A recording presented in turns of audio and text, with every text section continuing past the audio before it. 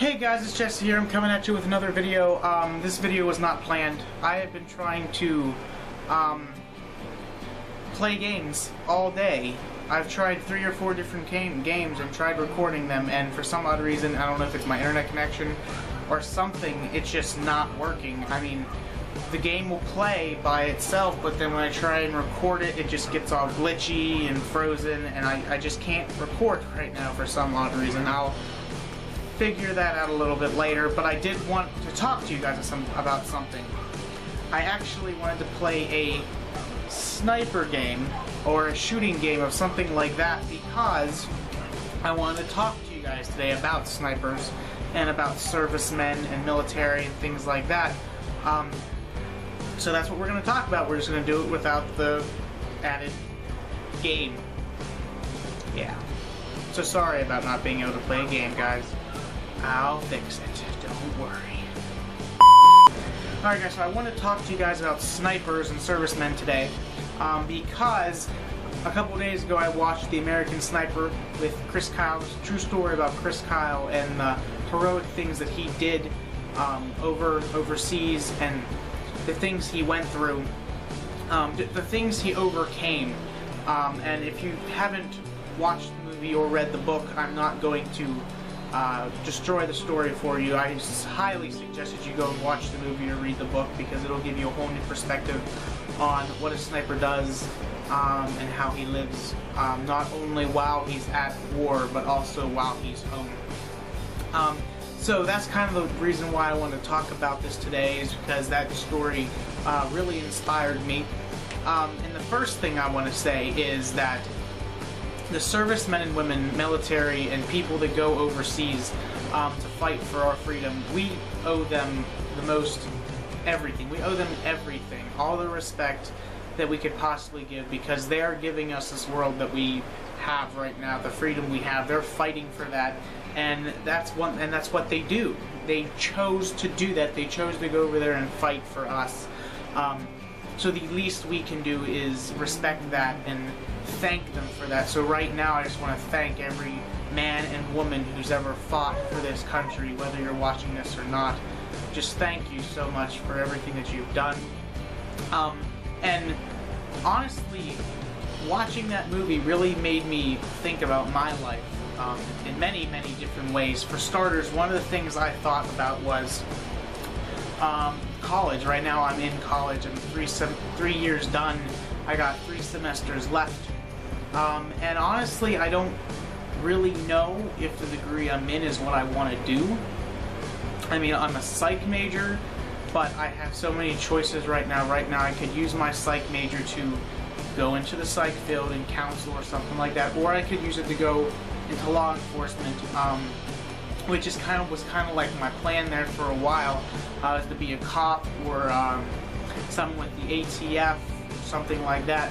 And then I really jumped into YouTube full blast trying to get this started, so I don't know what I'm doing, to be honest. I mean, if I could do this, that would be amazing.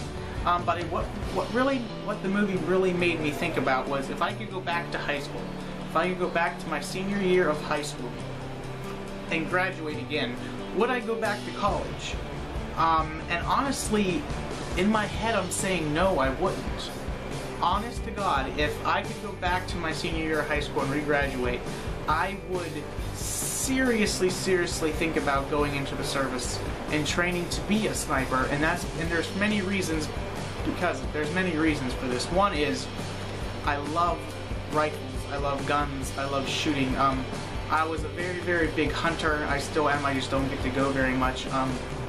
And the weird part is, I didn't hunt because I liked the meat. I didn't hunt because I liked killing things. I like to hunt because I like hearing the gun go off. I would be just as happy going out and just shooting at a target that I was hunting. I did enjoy how the meat tasted and everything, don't get me wrong. But the biggest reason was I wanted to shoot. So that's a huge thing that played for me.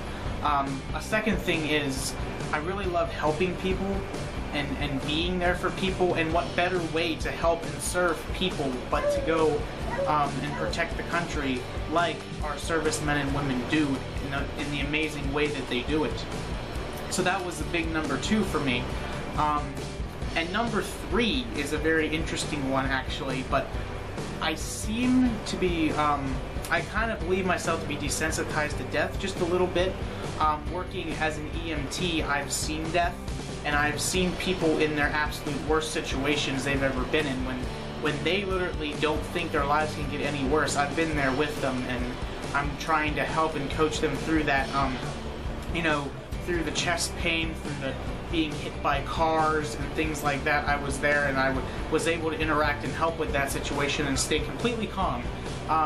And I have dealt with dead people and dead bodies, and it didn't bother me. So I kind of feel like I'm a little bit desensitized to death, not as much as someone who is over fighting for our country, as they are completely desensitized.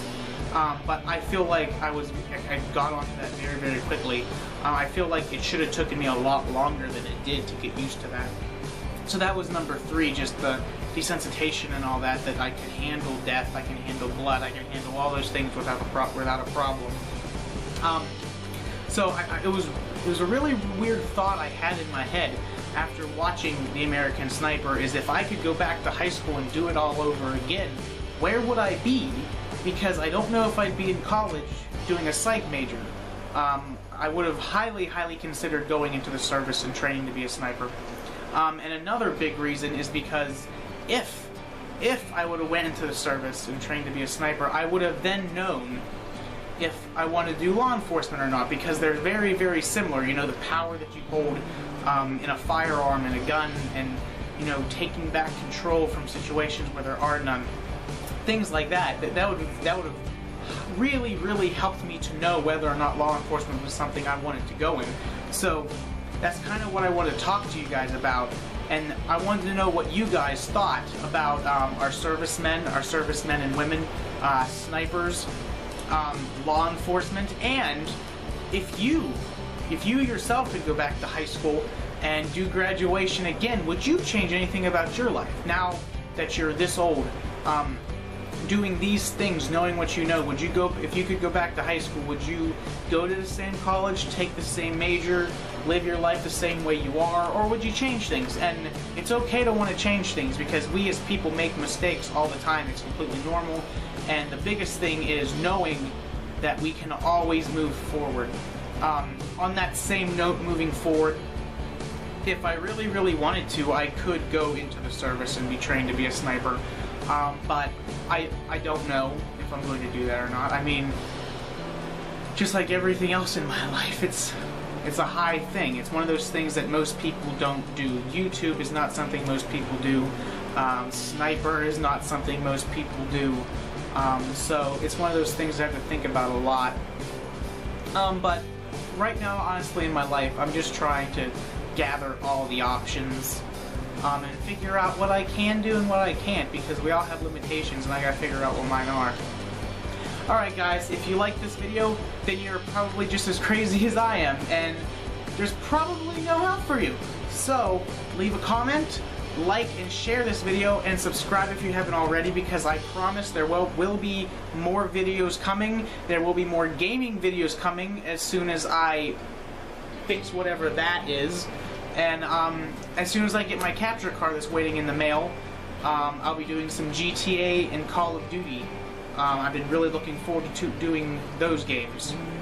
Alright guys, I will see you around.